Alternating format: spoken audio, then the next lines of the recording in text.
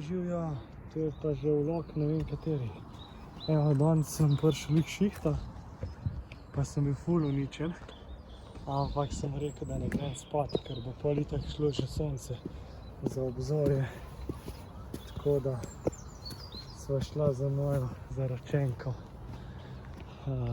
malo na Rožnik hoditi. Tle vidite lepo, evo, tle so naredili golosek. Ja. Zdaj gremo pa gor na vrh do cerkvice. En mini sprehodek.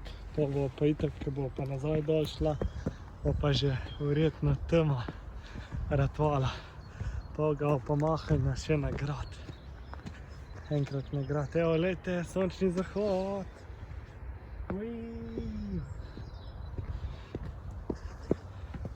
En moj prijatelj, ki je pijan, začne tako da je kar zanimivo. Tako to je čisto mimogrede. Ja, evo, poglejte, dej, obrnva. Ta del se sigurno zanimate, zakaj je tako gol. Zakaj je tako golo tle. Ker tle je gospod župan Ljubljane, mestne občine Ljubljane, odredil golosek, ker so bila na celotnem območju bolna drevesa, ampak samo tukaj, ker so bile res debela, so bile tudi bolne. Pa ugotovite, če je lahko tle kakšna povezava. Gor ven jih pa ni posekal. Ja, pustimo, da si vsak sam odgovori. Ja. Mislim, saj tu se bo itak hiter zaraslo, ker je ful tak plac. No, evo, se slišimo, ko bo na vrh. Čau nazaj.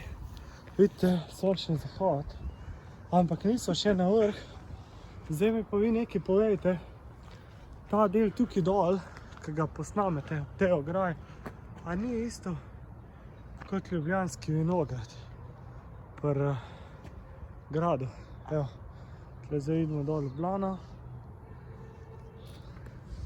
Tam je Tobačna, una rumena stavba, obrni. Tam dol, pokaže rumena. Ja, evo, tam dol, tam je Tobačna. Evo, tukaj je ena pot. Gre zdaj tle gor lepo okrog. In to je to. No, dobro, živjo, evo, zdaj so prišli na vrh, tukaj je križišče. To je križišče, zdaj bo pa, zdaj gre levo ali desno? Desno. Desno bo šla okol in prije do cerkvice. Čau, čau. Tatara! Tatara, evo, cerkvica. Kaj je ta za ena cerkvica? Matere Božje. Ne, kaj je ta? Na Rožniku. Na Rožniku, ja, evo, zdaj zvoni. Zdaj so šla tam en krogec. Zdaj bo šla pa nazaj dol in gostilne čat. Boste pa zdaj videli, kje je ta cesta, kje greš po tej potki. Evo, vidite, tukaj dol je tale Makadam Drajsa. To prijemam pa v gostilno čat. Ampak vam lahko povem, da v gostilni čat še nikoli nisem bil, ampak bom šel čez en mesec ali dva. Ko bom uspešno, v bistvu jaz sem mentor eni punci pri magistrski nalogi, v bistvu neuradni mentor in vam samo preduradni tehnični pregled naredil in v bistvu je bil pač uspešno pol tudi ta prav tehnični pregled skozi peljan, kar pomeni, da sem ga uspešno tudi jaz prej naredil.